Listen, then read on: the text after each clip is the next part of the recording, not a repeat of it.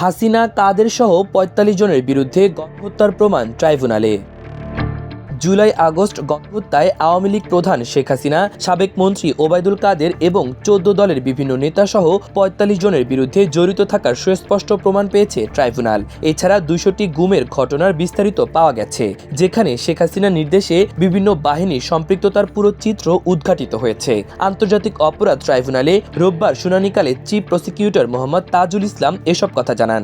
তাজুল ইসলাম বলেন, মানবতা বিরোধী এসব অপরাধের অভিযোগে আওয়ামী লীগের সাধারণ সম্পাদক ওবায়দুল কাদের সহ ৪৫ জনের বিষয়ে তদন্ত প্রতিবেদন আগামী ২০ জুলাইয়ের মধ্যে দাখিলের দিন নির্ধারণ করেছে আদালত। জুলাই আগস্টে গণহত্যার ঘটনায় মানবতা বিরোধী অপরাধের অভিযোগে সাবেক প্রধানমন্ত্রী ও আওয়ামী লীগের সভাপতি শেখ হাসিনার বিরুদ্ধে হওয়া মামলার তদন্ত একেবারে শেষ পর্যায়ে বলেও জানান চিফ প্রসিকিউটর।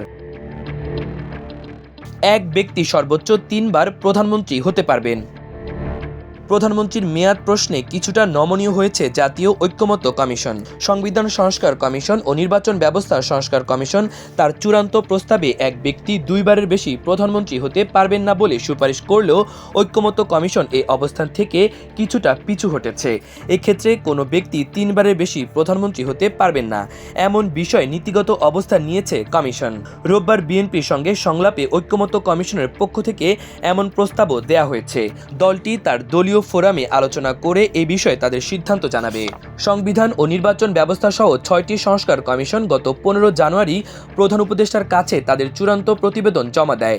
এতে সংবিধান ও নির্বাচন ব্যবস্থা দুটি কমিশনই প্রধানমন্ত্রীর মেয়াদ সর্বোচ্চ ২ টার্মের মধ্যে সীমাবদ্ধ রাখার প্রস্তাব করে। তিস্তা ব্যারেজ অর্থায়নে প্রস্তুত চীন, পরিকল্পনা চূড়ান্ত করেনি সরকার। তিস্তা ব্যারেজ প্রকল্পে অর্থায়নে চীন নীতিগতভাবে প্রস্তুত বলে জানিয়েছেন পরিকল্পনা উপদেষ্টা ডক্টর ওয়াহিউদ্দিন মাহমুদ। তবে সরকারের পক্ষ থেকে এর পূর্ণাঙ্গ কোনো পরিকল্পনা এখনও তৈরি হয়নি। রোববার একনেক সভা শেষে সংবাদ সম্মেলনে এ তথ্য জানান উপদেষ্টা। সংবাদ সম্মেলনে তিস্তা নিয়ে সরকারের পরিকল্পনার বিষয়ে উপদেষ্টা ওয়াহিউদ্দিন মাহমুদ বলেন, কয়েক বছর ধরে তিস্তা প্রকল্প নিয়ে শুধু নীতিগত আলোচনাই হয়েছে। চীন তিস্তা প্রকল্পে নীতিগতভাবে সম্মত জানিয়ে তিনি বলেন, চীন নীতিগতভাবে এখানে সম্মত, কিন্তু আগে প্রকল্পের সম্ভাব্যতা যাচাই দরকার যে আসলে সেটি বড় আকারে সম্ভব কিনা, যেটি এখনো যাচাই করা হয়নি। একনেক সভায় ২৪,২৪৭ কোটি ২৪ লাখ টাকা ব্যয় সংবলিত ১৬টি প্রকল্প অনুমোদিত হয়েছে। নারী বিষয় ইসলাম বিরোধী সংস্কার প্রস্তাব বাতিল দাবি।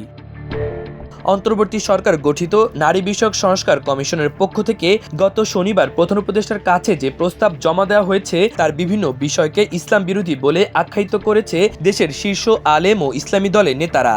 এই ধরনের প্রস্তাব জমা দেয়ায় তীব্র নিন্দা ও প্রতিবাদ জানিয়ে উত্তরাধিকার আইন এবং পারিবারিক আইন সংশ্লিষ্ট ইসলাম বিরোধী প্রস্তাব অবিলম্বে বাতিলের দাবি জানিয়েছেন তারা। একই সঙ্গে সংশ্লিষ্ট কমিশনেরও বাতিল চেয়েছে জামায়াত ইসলামী, ইসলামী আন্দোলন, খেলাফত মজলিস, হেফাজতে ইসলাম, সম্মিলিত ওলামা শায়েখ পরিষদ সহ বিভিন্ন দল ও সংগঠন। রোববার আলাদা বিবৃতি ও প্রেস ব্রিফিংয়ে এসব দাবি জানানো হয়। বাংলাদেশ জামায়াত ইসলামীর সেক্রেটারি জেনারেল অধ্যাপক মিয়া গোলাম পরোয়ার এক বিবৃতিতে জানান, নারী বিষয়ক সংস্কার কমিশনের সুপারিশমালা পবিত্র কোরআনের বিধানের সঙ্গে সরাসরি সাংঘর্ষিক এবং ইসলাম ও মুসলিম পরিচয়ের অস্তিত্বের ওপর একটি সুপরিকল্পিত আঘাত। এই প্রস্তাবনার মাধ্যমে দেশের ধর্মীয় ভারসাম্য, পারিবারিক কাঠামো ও সামাজিক স্থিতিশীলতাকে ধ্বংস করার গভীর ষড়যন্ত্র চলছে।